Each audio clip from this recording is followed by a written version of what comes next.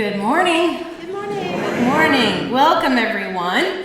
I'm Mary Beth. I'll be your service leader today. My pronouns are she and her. If this is your first time, welcome. A big enthusiastic hey. If you've been back multiple times, we're equally as excited to have you here. So thank you for coming back. We're glad you saw something that you liked, or I hope the first time people come again a lot. Okay. Before we get into announcements, because there's quite a few, I want you to turn to a neighbor and look at them and with all sincerity say, perfection.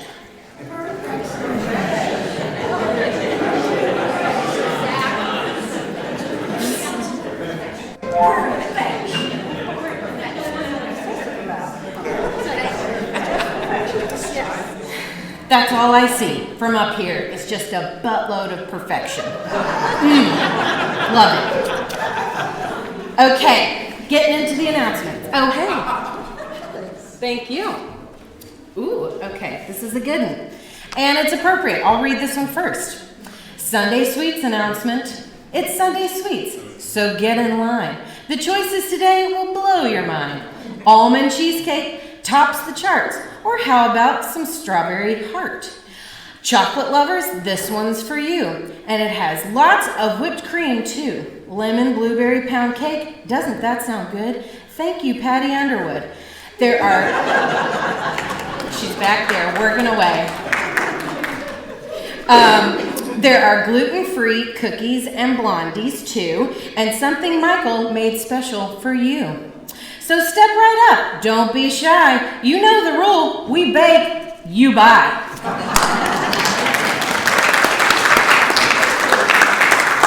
Okay, so that is after this service, and if it's your first time here, you get a free piece.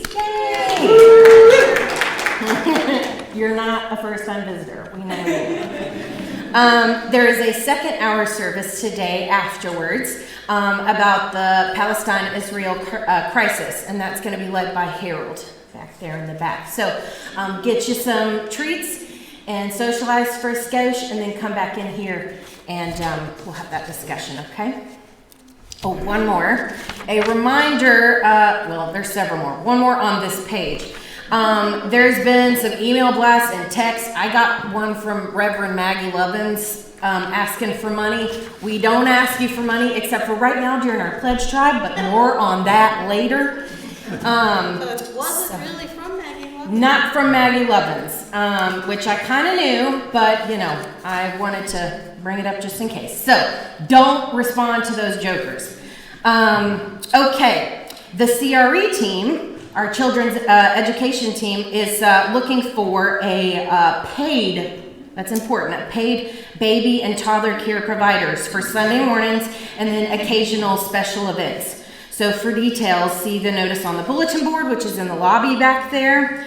And please spread the word. Tell friends. Teenagers, you know, are great. Well, I was anyway. I don't know about everybody, but two more. Hang with me. We are pleased to have Darrell Holcomb, UU intern from Frederick, Massachusetts, and he's going to give the service the next two Sundays, February 18th, second service, sorry, February 18th and 25th. After the service, during the second hour on the 18th, come and meet and chat with this enthusiastic young man. And then on the 25th, our youth are invited to meet and chat with him as well. So it's kind of an adults and then kids thing. Okay, and then last and definitely not least, probably most exciting is, if you've ever heard of this fella, Bobby Van Duzen. There's a flyer posted everywhere. Yeah, he's kind of a big deal. Be sure to buy your tickets today. Yay. Bobby Van Duzen is coming to our church. He is providing a fundraiser, which is super generous because the man is like on demand. And it's going to be Sunday, February 25th from 2:30 to 5:30. So he's a member of our congregation as well. He's a 3-time world champion pianist. He's performed professionally for like almost 50 years, and he's super nice and just super talented. So that's February 25th. Please buy those tickets. Thank you so much. Okay. Woo! Got through that. Now, I'm going to invite our guest speaker today to come up and share some opening words. And I forgot to mention, please silence your cell phones. Thank you so much. That's very distracting. Zach, if you could come up, and I will light the chalice lighting, and he'll share some words.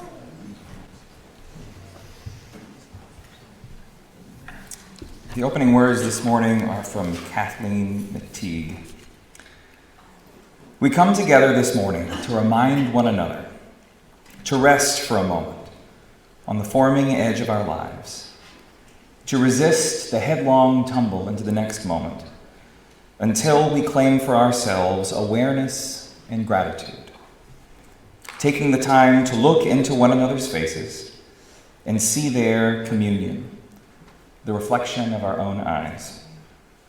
This house of laughter and silence, memory and hope, is hallowed by our presence together.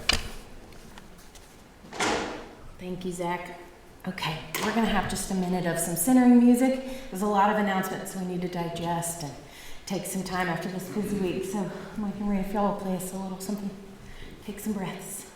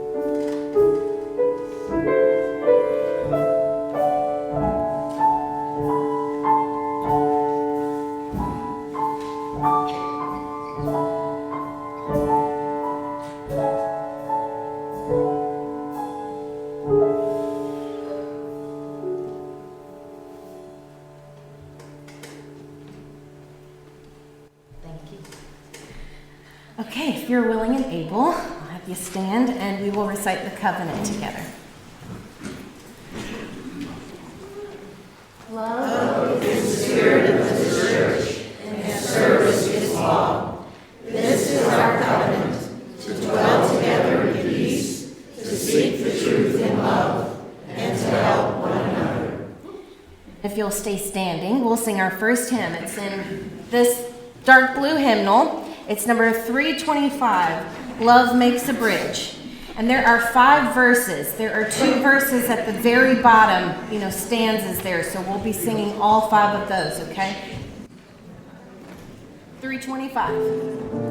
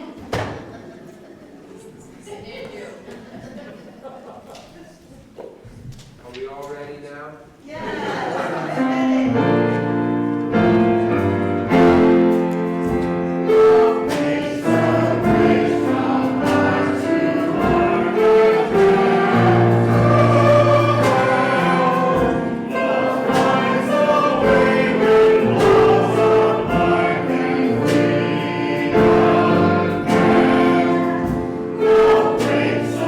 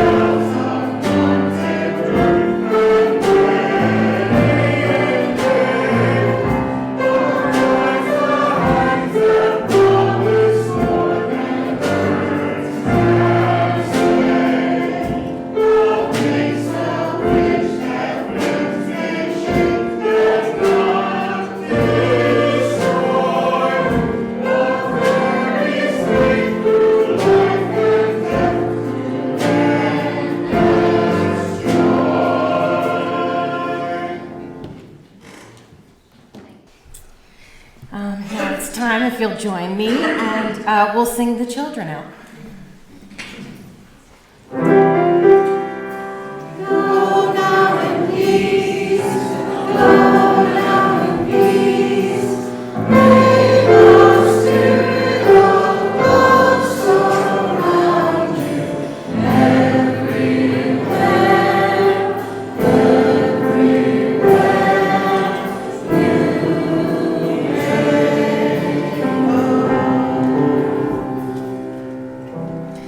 Now I'm going to invite Lori up here. We're going to take some time for the pledge drive. First, let me make sure you can hear me well. Yes? In the back? Yes. Today begins week 2 of our annual 2-week pledge drive. And I want to say thank you, first of all, to the 23 households being 1 person, 2 persons, 5 people, but 23 households of our members and our friends who've already made their pledge of financial support for our upcoming budget year that begins on 1 July. It ends 30 June of 25. Now, this year's pledge goal, we want to receive $70,000 in pledges. So we need to hear from the remaining 20 households, which we've not heard from yet. So as of this morning, unless somebody's done anything the last hour and a half online, we're about $26,000 short of that 70,000 goal. Now, last week we had a video, and you guys saw Timmy, our favorite stick person. And by the way, we now have Timmy TV. All 3 episodes of Timmy videos are on our website. But last week we saw stick person Timmy explain that the way that we, your finance team and your board, can safely predict what kind of money we can plan on spending the next year is through pledges. We spend it on things like staff salaries. We spend it on things like utilities, like our CRE program, like Sunday services. We spend it on everything that you see. And the way that we can predict that is when you pledge. Doesn't matter how much you pledge, as long as it's reasonable for you. And those pledges, they'll make up about 85% of the operating budget. And that's a big percentage coming from pledges. The remaining percentage, that comes from fundraisers like the upcoming Just Bobby concert, get your tickets today, Sunday Sweets, and other kinds of things that happen during the year that raise money, fundraising.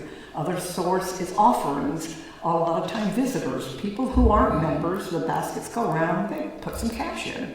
We don't know who gave the cash, but we love it. So offerings are some, fundraising is some, but the major thing is pledging. So we want you to consider pledging, and again, thank you to everybody who has done so. So, coming up, we have something extra special lined up for you. So we're going to welcome a brand new guest game show host, the one, the only, the amazing M.B. Ramsey.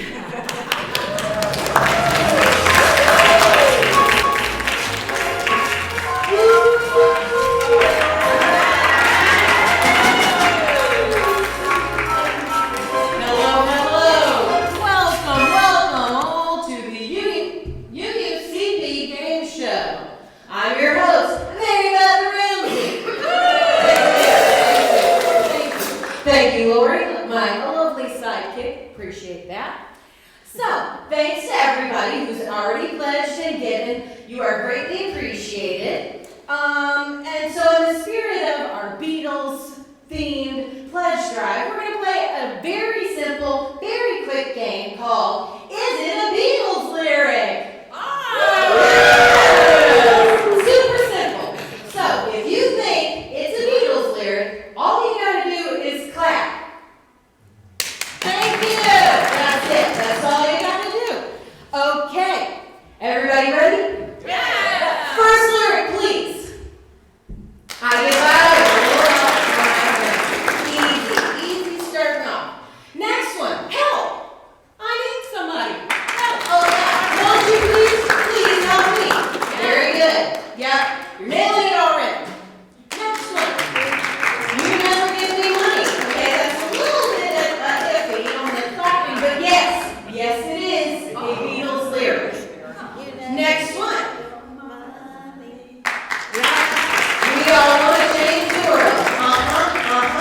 Yep, you got it. Okay, the next one. The best things in life are free, but you can get them charged fees. How much money? Yeah. Few hesitations, but that's right. It is a Beatles. They redid it, somebody in the 80s. But they're the OG singers. Next one. If the story's over, why am I still writing pages? Yeah. No, I'm sorry, that's not a Beatle. That is our Swifty. That's it. Taylor Regan Swift. She's everywhere. You gotta love her. Yep. Okay. Next lyric, please. Don't let me down. Yep.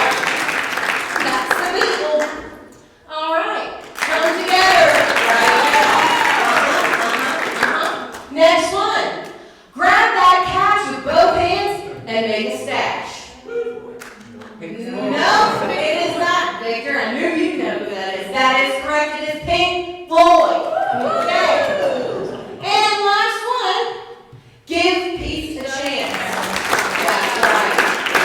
Well, you guys did a spectacular job. Give yourselves a round of applause. That's right. Yes, and if you didn't catch it, we're trying to get your money for the pledge drive. Please and thank you. So, drum roll, please, and the winner is, thank you, all UUCP members and friends. Yes, okay. I'm your host, Mary Beth Ramsey. Until next time, here's Lori.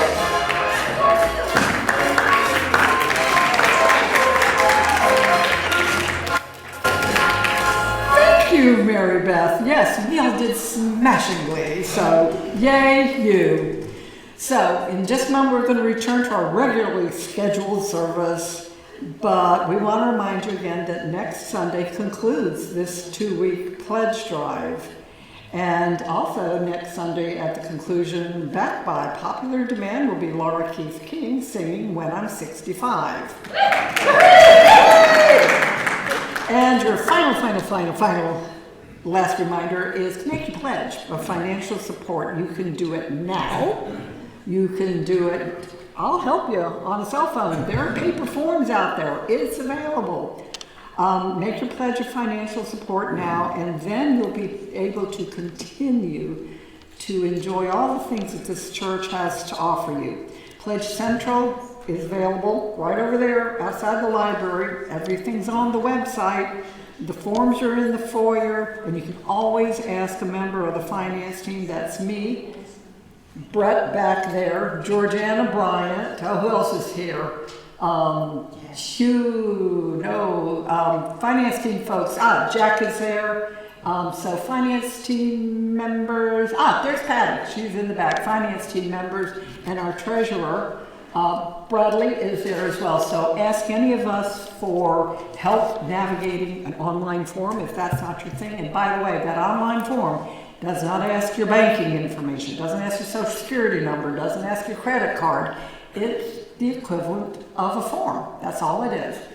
But that's the quickest and easiest way for us to kind of do these predictions. So, and now I'm done. And turning everything back over to Mary Beth.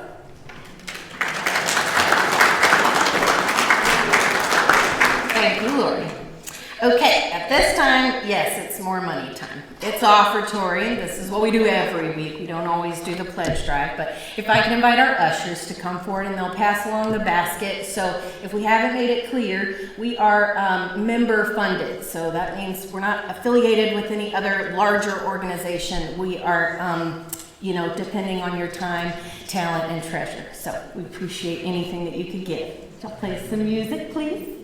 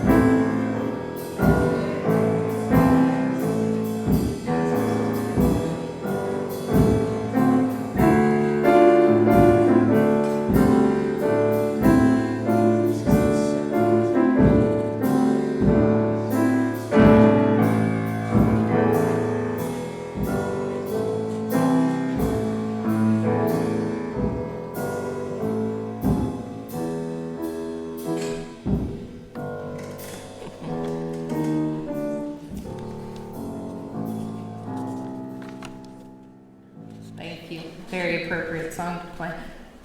Okay, now it's time for me to introduce our guest speaker today. Very excited to have Zach Helton. He's his wife has been coming here regularly. Zach is a writer and chaplain, currently serving at Ascension Sacred Heart. He holds a master's in divinity, worked in faith communities for 10 years, and is currently working on an MA in English from UWF.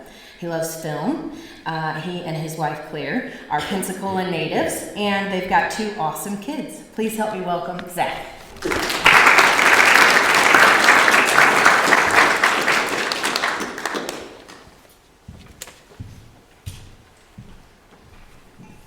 Thank you.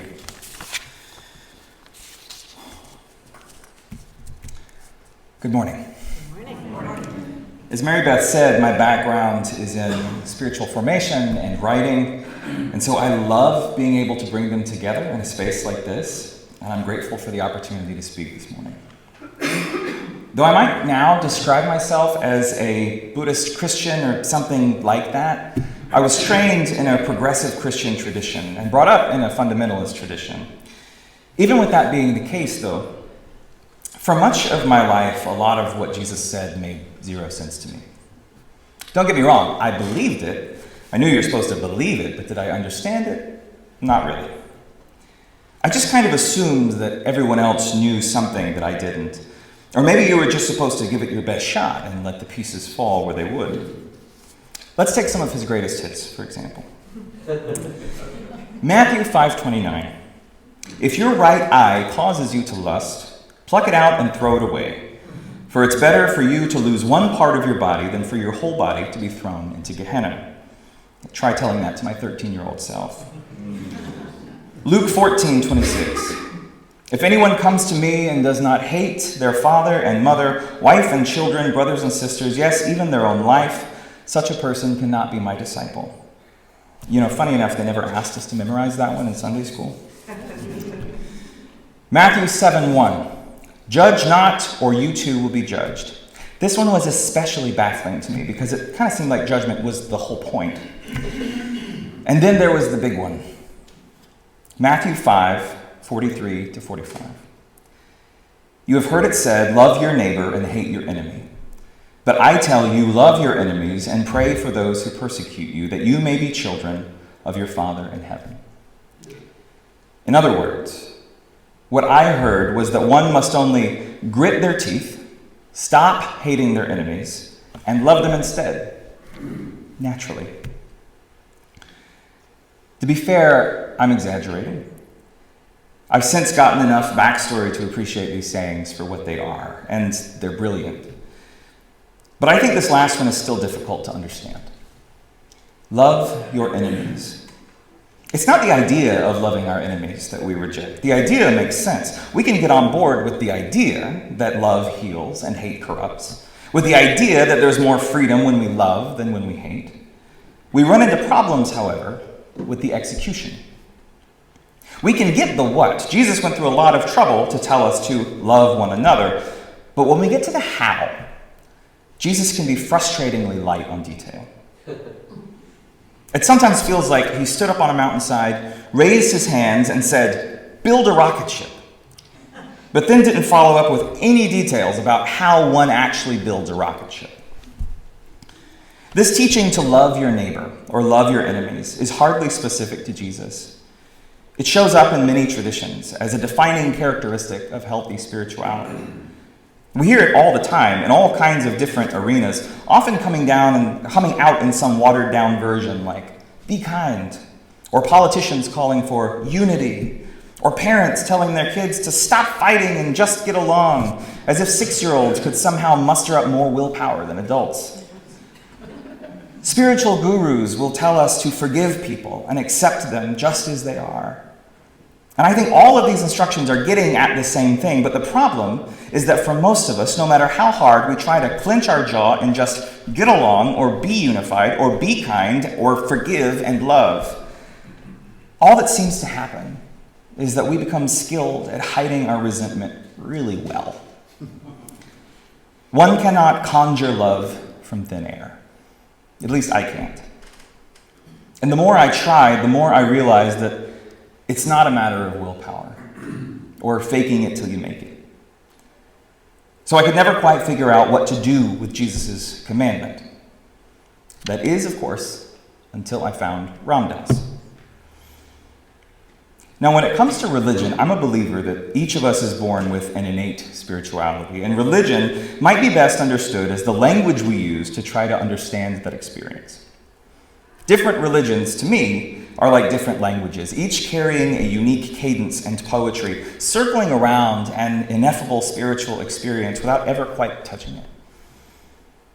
Of course, there are those who want to copyright their language as the only official language of human spirituality, usually to turn some kind of profit. But it's been my experience that the more we learn to appreciate these other spiritual languages, the more fully we can understand and expand our experience. I came to this conclusion in part because of the experience I'm about to talk about, and how a teaching from a Hindu teacher made these sayings from Jesus finally make sense to me. In other words, if Jesus told me to build a rocket ship, it was Ram Dass who pointed me towards rocket science. Now, Ram Dass, if you don't know him, was a Harvard professor of psychology who lost his job when he got a little too involved in psychedelic research in the 60s. Later in his life, trying to make sense of his experience, he went wandering around the world in search of someone who, in his words, knew. And over the process, he wound up at a temple in India where, quite by accident, he became a brilliant Hindu teacher, combining the spiritual experience of a disciple with the logic of a Harvard professor. Now, I've listened to several of his lectures and read several of his books, and in one of his talks, I'll never forget the way he said this.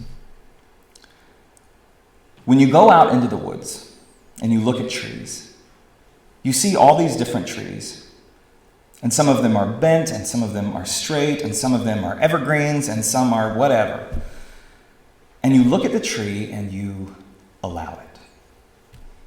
You see why it is the way it is. You sort of understand that it didn't get enough light, and so it turned that way, and you don't get all emotional about it. You just allow it. You appreciate the tree. But the minute you get near humans, you lose all of that.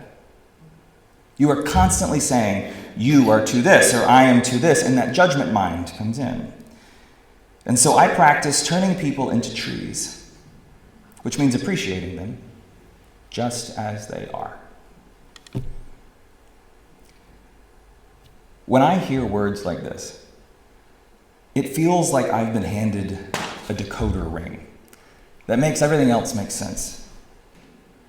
After I read this, I felt like I could suddenly hear Jesus differently. It was like he was saying, you want to know how to love people? Do you want to know why judging others doesn't make any sense? Think of them as trees. When they were saplings, they didn't know that they were loved. When they grew their first branches, they didn't have a place they knew were safe. When they were planted into a soil of hatred and supremacy that worked its way into their being. And so, of course, they grew the way they grew. How could it have been otherwise? And how can you look at them and not be moved with compassion? How can you look at them and not love them? You don't have to force love or rely on willpower. And this commandment is not a commandment at all, just a reminder to widen your lens. Understand, and love is the natural consequence. So what I'd like to do here is look at a few ways that this bears out. To see different ways in which the work of understanding, of non-judgment, can naturally give rise to love, and how such a solid, stable love is like an alchemy that can transform anything. So I'll admit right out of the gate that when it comes to accepting people as they are, there's still something in me that takes offense. There's some part of me that squirms, that feels like I'm betraying my values. Once, when I was pastoring a church in Louisiana, I was talking to a group of deacons, and I said, this place is beautiful, and that we commit to loving people just as they are. And in response, one of our deacons raised their hand and said, I don't think that's true. which was not what I was expecting to hear. She explained, I mean, if a white supremacist wanted to join, in all honesty, I don't think I could say I affirm him just the way he is. Fair point. It's all fun and games until someone's a white supremacist. I get what she was saying, though. After all, what if someone confuses my acceptance with endorsement? Am I contributing to a system that causes suffering? But at the same time, just for argument's sake, what if we were to see this person as a tree? Imagine just for a minute our starting point was not to judge this person as bad, but to see such a person as a sapling that was conditioned and wounded by fear and insecurity, a child trying to keep themselves safe, and the only way they learned works. Is it possible to see them through those eyes, to see the child at their core, and not be moved with compassion? To not accept them just as they are? After all, how could they be any different? In other words, how could we not love our enemy? Don't get me wrong, we'd probably have a chat about how their actions were causing me and those I love suffering. But can you imagine the difference it would make if that chat were born from understanding and not judgment? Paradoxically, what if the most effective way to invite someone to change is by accepting them just as they are? After all, can you tell me the last time that someone you knew was judged into healthy change? When shame or disappointment or a bumper sticker or a Facebook post led someone to say, "Oh wow, I should change my ways. Thank you so much for pointing that out." Or could it be that transformation happens most effectively when we are loved into being, not judged? We draw boundaries, of course, and we interrupt injustice and suffering however we can. And also, could it be that the best way to give others room to grow is to understand them, to judge them only as much as it makes sense to judge a tree? You may know the story of Megan Phelps Roper. She was born into the infamous Westboro Baptist Church in Topeka, Kansas, the ones famous for protesting funerals with incredibly explicit and homophobic signs. Megan Phelps Roper is the granddaughter of Westboro's founder, Fred Phelps. And as she grew up, in addition to protesting, it became her job to handle the church's social media account. Because, of course, she was a nearby young person, and even if you're Westboro, that's just how churches do it. She took her job seriously, though. And for some years, she tweeted and posted some truly horrific things. While she did that, though, something unexpected happened. Through the outrage-fueled echo chamber that is the internet, people talked back. And not just reactionary, judging people, but kind people. People who had the patience to see her as a tree. "Everyone must tell you they hate you all the time," someone once messaged her. "That's gotta be hard. How are you?" And after years of messages like this, of talking to people who treated her like a human, Megan Phelps Roper realized something. This was not who she wanted to be. And in 2012, at great personal cost, she left Westboro and started a work of reconciliation. This woman, a fundamentalist, alt-right, homophobic activist, changed her mind. Not because enough people yelled at her or sent her compelling stats, but because some incredible, patient people accepted her without judgment. And like the sun finally hitting a tree after years of growing in darkness, it changed the way she grew. Buddhist teacher Thich Nhat Hanh once wrote, "When you plant lettuce, if it does not grow well, you don't blame the lettuce. You look for reasons that it's not doing well. It may need fertilizer or more water or less sun, but you never blame the lettuce. Yet if we have problems with our friends or family, we blame the other person. But if we know how to take care of them, they can grow well, like the lettuce." Blaming has no positive effect, nor does trying to persuade using reason and argument. That's my experience. No blame, no reasoning, no argument, just understanding. And if you understand, you show them that you can understand and you can love, and the situation will change. It's a lot of plant metaphors, I see that. But the point is, if we work to understand, to love someone just the way they are, then healthy change naturally follows. Maybe the best way to give others room to grow is to accept them just as they are. Okay, so there's accepting others, and maybe you're on board with that, but I've got another one. See if this one sounds just as offensive. Can you accept this moment just as it is? Think about it. Consider the state of the world with all of its suffering and pain and politics and greed, with climate change and wealth disparity and people who don't like Taylor Swift. It seems like most of us can agree that this present moment is not good. At least it could be better, couldn't it?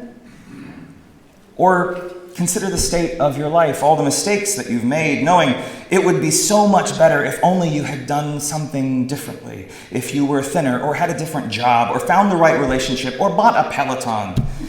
There's a lot of room for improvement. I once sat next to someone at a conference listening to the speaker talk about Enneagram.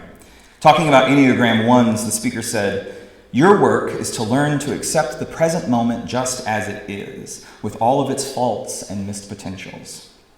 And I remember the person next to me, an Enneagram 1 herself, literally, physically recoiling. We were talking after the session, and she said, "I just don't get that. This moment could be so much better. I have to work to improve it. How am I supposed to accept it just as it is?" And I get that. I'm the worst at that. Part of the reason I left church work was that I couldn't shake this infuriating vision of how the church could be. How could I love it as it was? But of course, as we've talked about, that judgment really only ever leads to resentment and shame, and positive transformation rarely follows. So, what's the alternative? Different traditions try to solve this tension in different ways. Ram Dass might say it's karma, that history is unfolding exactly how it needs to unfold for each of us to suffer and work through our various karma and move toward freedom, so all we can do is accept this moment because it's on purpose. I don't know. Maybe. Some Christians might say that everything unfolds according to God's plan, and that we must trust a great intelligence beyond ourselves that we cannot possibly understand any more than a dog could understand the internet. I don't know. Maybe. Even science has a response to this. Quantum physicists will talk about the Novikov self-consistency principle, which states that, as best I can understand, in the equations that allow for the possibility of time travel, stay with me, it is a mathematical impossibility to change the past. History would resolve itself and the outcome would be the same, so all we can do with this moment is accept it because it couldn't be any different. How did they prove that? I have no idea. But maybe at the end of the day, each of these approaches, karma, God's will, Novikov's principle, is really just a variation of what comedian Lily Tomlin meant when she said, with great practicality, forgiveness means giving up all hope for a better past. So what if we turned the present moment into a tree? Looking at a tree, we can learn from how it grew. We can see how it might grow differently moving forward. But one thing is for sure. We most definitely cannot make the tree any different in this moment. We can kick it and we can hit it, but only our hands will wind up bruised. We can even cut it down, but its past will go unchanged. I am a lover of what is, teacher Byron Katie once said. Not because I'm a spiritual person, but because it hurts when I argue with reality. It's like fighting with a mountain face. When you argue with reality, she wrote, you'll lose. but only 100% of the time. Accepting the present moment with non-judgment doesn't mean that the future cannot change. On the contrary, can you imagine how much energy we could free up to direct the next moment if we weren't so exhausted judging this one? Accepting the present moment just as it is, with all of its patterns of injustice, does not prevent the possibility of interrupting those patterns moving forward or bending the arc of the future. It doesn't mean passive acceptance. It means recognizing that the future is made of present moments. And so how we engage this moment determines how we embody the future, with anxious resistance or with ease. Maybe, paradoxically, the best way to change the future is to accept the present without judgment. And isn't that a relief? All right, there's one more. Fair warning, though, this might be the most offensive one so far, so brace yourself. We've talked about loving our enemies, and we've talked about loving the present moment, but here's the last question.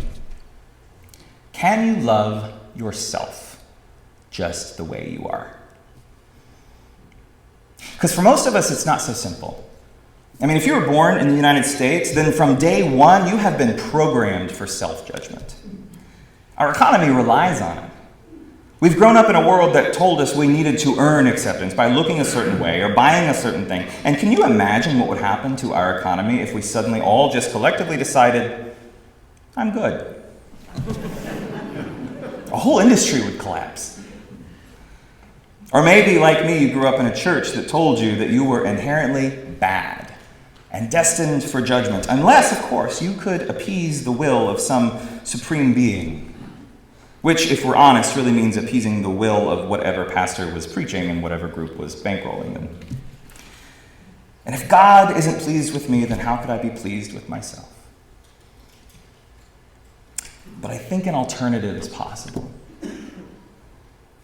I've sat with a lot of people in hospitals, and for whatever reason, I've noticed that we reserve far more judgment for ourselves than we do for others. Almost every week, I'll meet someone who can offer grace to just about everyone else on the planet before giving any grace to themselves. I met a woman last week, let's call her Jill, who was worried that after a surgery coming up, she would no longer be able to work. I recognized that she seemed to have a lot of self-judgment around this, and so I asked her, Jill, who will you be in your eyes if you can't work anymore? And for a second, she got quiet. And then she admitted, nobody. I'll be a nobody. And to be honest, it always makes me kind of angry when I hear people treating themselves this way. So I took a second to take a breath. And then I asked her, Jill, what would you say to your daughter? I knew she had a daughter who she loved. If your daughter had to have surgery and couldn't work, what would you say to her if you heard her say, Mama, if I can't work, I'll be a nobody? And immediately her whole face changed and she became this mama bear. I'd tell her never to say that again, she answered. I'd tell her she'd always be somebody, whether she could work or not. Then why should it be any different with you? I asked. In that same talk where Ram Dass gave that line about turning people into trees, he talked about how hard it was to turn that same understanding inward. He said he used to put a framed photo of himself on his puja table, next to a picture of his guru, a painting of Jesus, and a statue of the Buddha. He said people would come and say, my God, what an ego this guy's got. He puts his own picture on his puja table. And then Ram Dass explained, really what it was a chance for me to practice opening my heart to myself.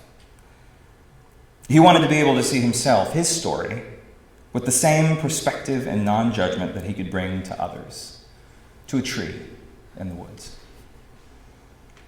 And what if we saw ourselves that way? What kind of peace would that give rise to? Does that mean we'd lose our motivation to be better? Or on the contrary, would it set us free to become more the beautiful people that we already are? Compare this serene and simple splendor of a rose in bloom, Anthony de Mello once wrote, with the tensions and restlessness of your life. The rose has a gift you lack. It is perfectly content to be itself. It is not programmed from birth as you have been to be dissatisfied with itself, so it doesn't have the slightest urge to be anything other than what it is. We are not a problem to be solved, nor is there anything we need to fix in ourselves. It is enough for us to simply be watchful and awake. By simply being aware, all that seemed false and neurotic in us will drop. And our eyes, he wrote, will be open to the reality of the joy surrounding us. In other words, what if, paradoxically, the best way to change yourself is to accept yourself exactly as you are? And this is the beauty of turning people into trees. It's the beauty of non-judgment. The common theme running through these examples points us to one of the great spiritual truths, that if we can work to understand, then judgment gives way to compassion, compassion gives way to love, and love gives way to transformation. Love your enemies and pray for those who persecute you, Jesus taught, that you may be children of your Father in heaven, who causes the sun to rise on the evil and the good, and sends rain on the righteous and the unrighteous alike. And this is a death blow to any image of the divine that holds tightly to judgment. Because in this story, with this divine non-judgment, every tree gets sun. Every tree gets rain. Every tree gets to grow. And suddenly, Jesus' words make a lot more sense to me. So, as we go back out into the world, among annoying people and people who cause suffering, among the mess that is this world, may we do so as people walking through the woods. May we see trees. Some are bent, some are straight, some are evergreens, some are pines, and may we just allow them. May we see why they are the way they are, and may we appreciate them and love them into new growth. May we turn all things into trees, which means accepting them just as they are. Amen. Amen.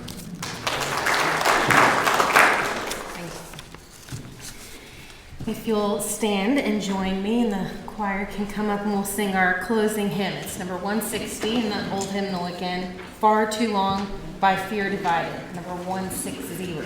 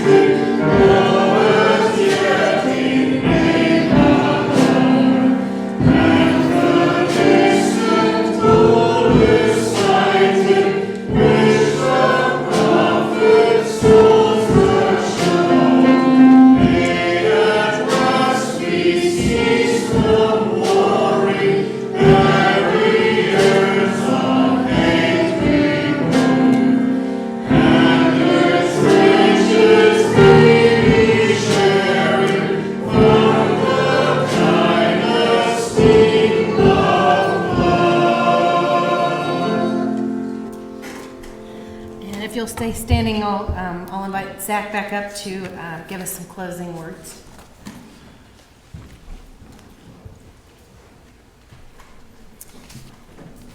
Closing words are from Laurel and Bellamy. If here you have found freedom, take it with you into the world. If you have found comfort, go and share it with others. If you have dreamed dreams, then help one another that they may come true. And if you have known love, give some back to a bruised and hurting world. Go in peace.